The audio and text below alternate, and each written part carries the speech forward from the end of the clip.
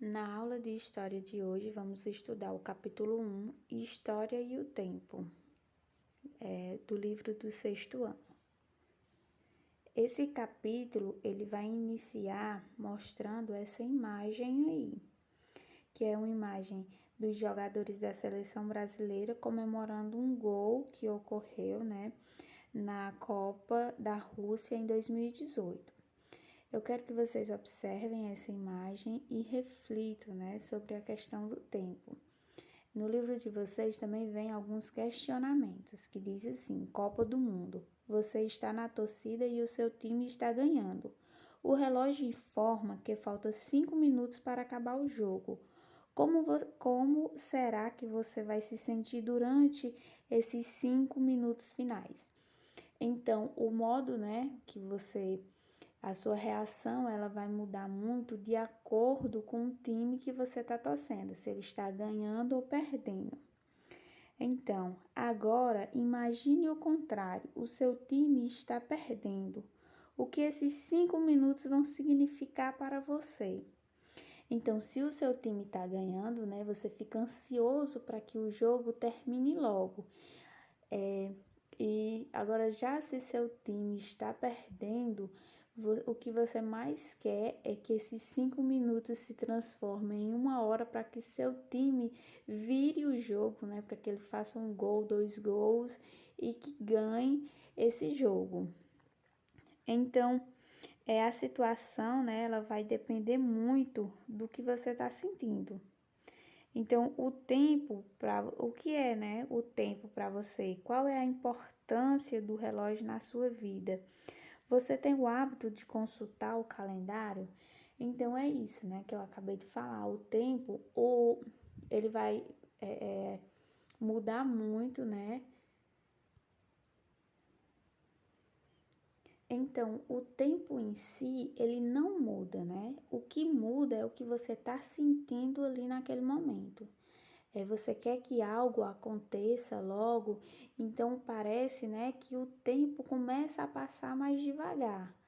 Aí você diz, o tempo não passa, parece que o relógio parou, não sai do canto, Aí quando você está ansioso para que algo demore a acontecer, parece que passa voando. Você nem vê a hora passar, por exemplo, você tem um compromisso 3 horas da tarde e quando deu fé já está no horário de você e você nem viu o tempo passar.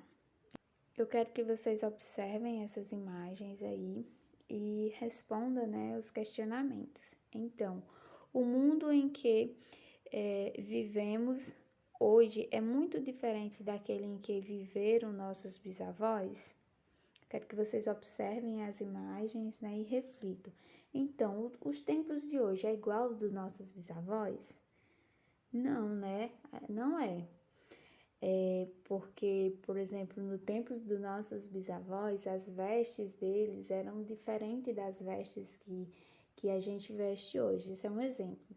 É bem comum, os nossos avós, os nossos bisavós, eles dizerem assim, no meu tempo as meninas não vestiam tal roupa, porque é muito curta, as meninas não saíam sozinhas, não é isso? Eu quero que vocês observem essas imagens aí, essa primeira, dessa menina, que é de 1885. A gente pode observar que as vestes dela é bem diferente dessa menina que é do segundo retrato, que já é do ano de 1910, que também já é bem diferente dessa menina que é do retrato bem atual, A roupa dela é bem mais diferente. Então, tem, essa questão da mudança, do tempo em relação a isso. Já aqui nessas imagens, tem um segundo questionamento. As mudanças só ocorreram no modo de se vestir? Então, com o passar do tempo, só houve mudança no modo de se vestir? Não, Também ocorreram mudanças no modo de brincar, de jogar, de estudar, de conversar à distância. No modo de brincar, as brincadeiras elas mudaram, Os jogos mudaram. Hoje as crianças gostam muito de brincar em videogame, que é um brinquedo bem moderno, bem atual. O modo de estudar, Olha como a gente está estudando hoje nesse momento de pandemia, Nessas aulas remotas, pelo celular. Isso, né, 2 anos atrás, né, porque ano passado a gente já estava nas aulas remotas, 2 anos atrás a gente nem imaginava que a gente ia ter essas aulas assim, né, 2 anos não, 1 ano e pouco atrás. A questão de conversar à distância, né, hoje há uma grande facilidade na questão de ligação, que praticamente todo mundo tem um celular que leva ele para onde quiser. A gente pode observar até nessas imagens. A primeira imagem, né, que mostra aí a menininha que é de 1930, o telefone que ela está utilizando, né, que é um telefone com fio. Na segunda imagem já mostra, né, essa jovem usando o telefone sem fio. A imagem é de 1990.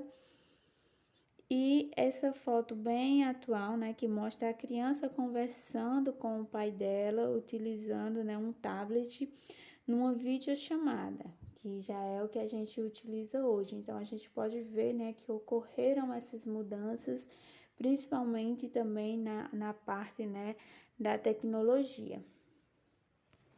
Então, o que a história estuda? É isso que a gente vai ver agora, né? A história, ela estuda o processo de mudanças ocorridas nas sociedades.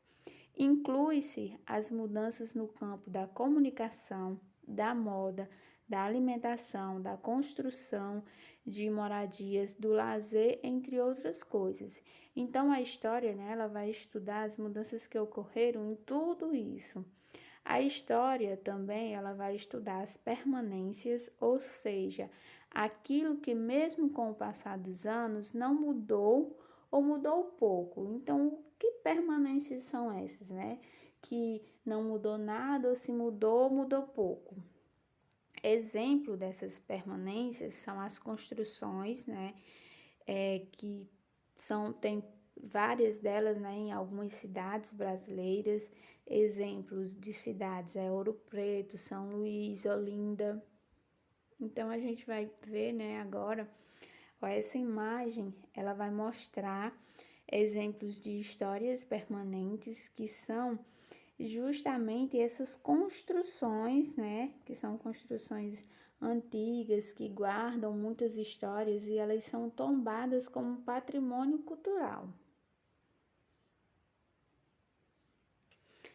Exemplos de permanências nas brincadeiras. Então, tanto existem essas permanências, né, como esses prédios que a gente acabou de ver.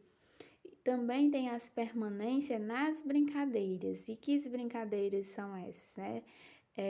São brincadeiras antigas que continuam sendo praticadas até hoje. Exemplo dessas brincadeiras é a pula-corda, brincar de peteca, brincar de boneca, de carrinho, de esconde-esconde e de amarelinha. A gente pode observar nessas imagens, essa primeira imagem que é preto e branco, que é de 1956, essas crianças brincando de amarelinha, né, na França.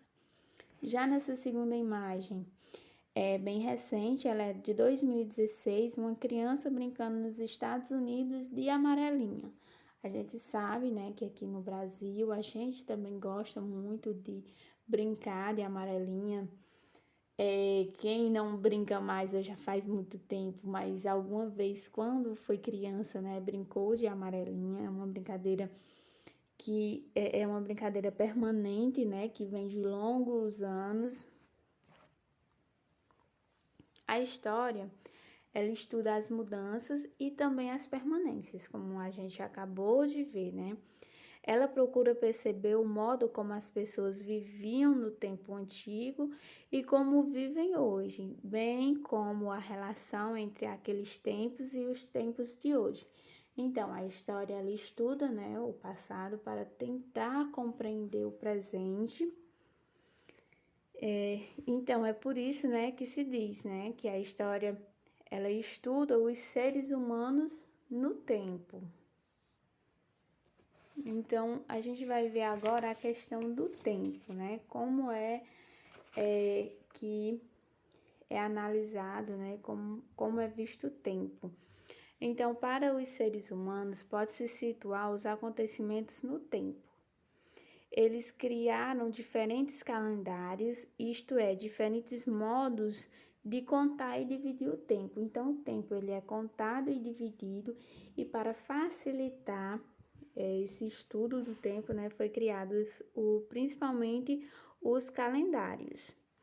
E para dar início a essa contagem do tempo, cada povo escolheu uma data importante, né, que é importante, para iniciar a contagem do seu tempo. Um exemplo disso é os judeus.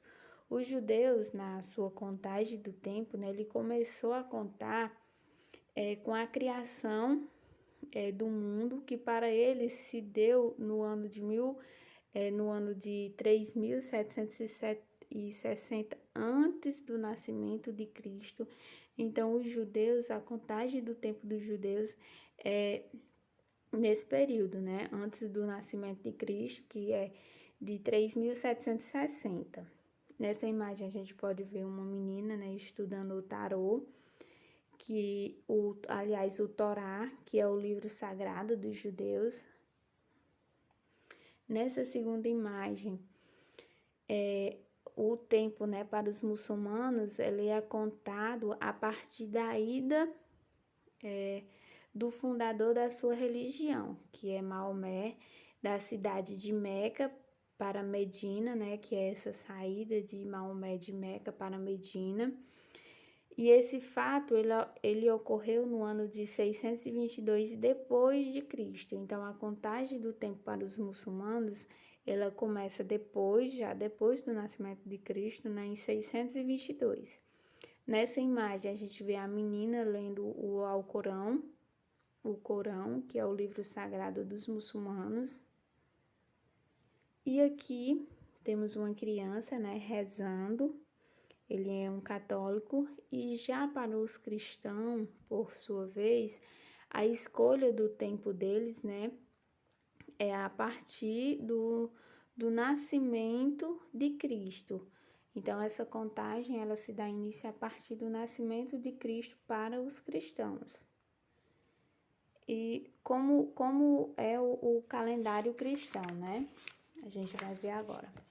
O calendário cristão, ele é o mais usado aqui no Brasil, então contamos o tempo a partir do nascimento de Cristo. Então, para nós, há os fatos que ocorreram antes do nascimento de Cristo e há os fatos que aconteceram depois do nascimento de Cristo. Então, quando a gente vai colocar, né, determinada data em determinado acontecimento, a gente coloca a data para saber se esse acontecimento aconteceu antes do nascimento de Cristo ou depois do nascimento de Cristo. E por isso que os acontecimentos, né, em Cristo, os acontecimentos que aconteceram antes de Cristo têm a abreviatura AC. A gente vai ver como utilizar essa abreviatura. Exemplo, vou citar agora um exemplo de quando se usa essa abreviatura. Então, eu vou ler a seguinte frase. Os seres humanos aprenderam a produzir o fogo por volta de 10.000 antes de Cristo. Então, se foi antes do nascimento de Cristo, né, que os humanos aprenderam o domínio do fogo, então eu tenho que colocar A.C, que significa, né, aqui, olha, A.C antes de Cristo.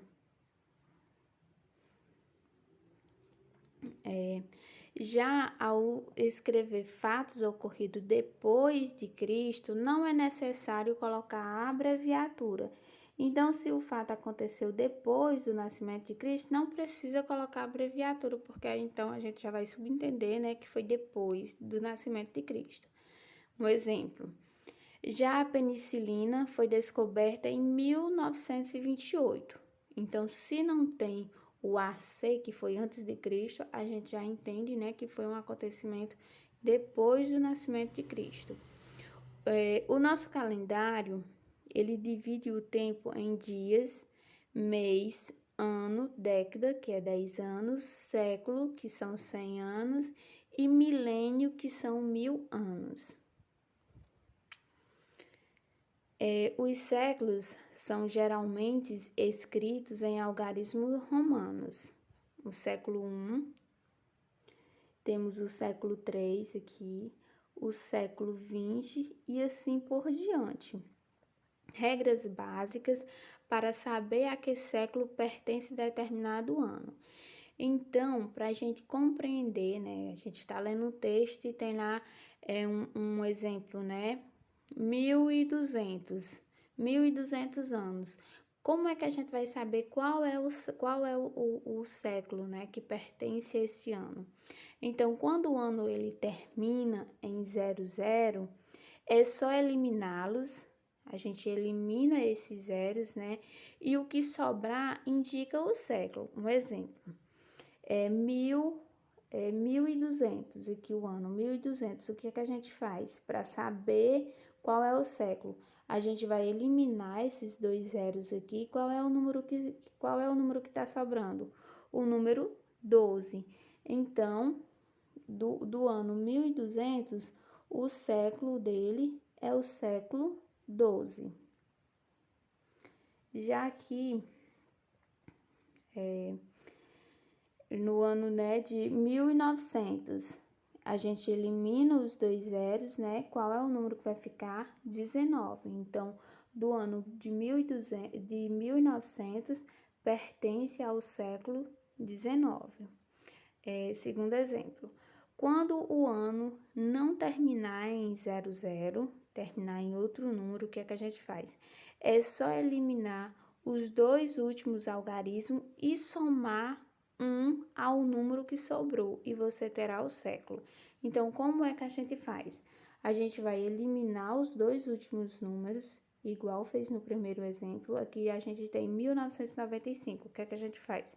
A gente elimina o 95, pega os 19 que sobrou e soma mais um. Então, 19 mais 1 vai dar igual a 20.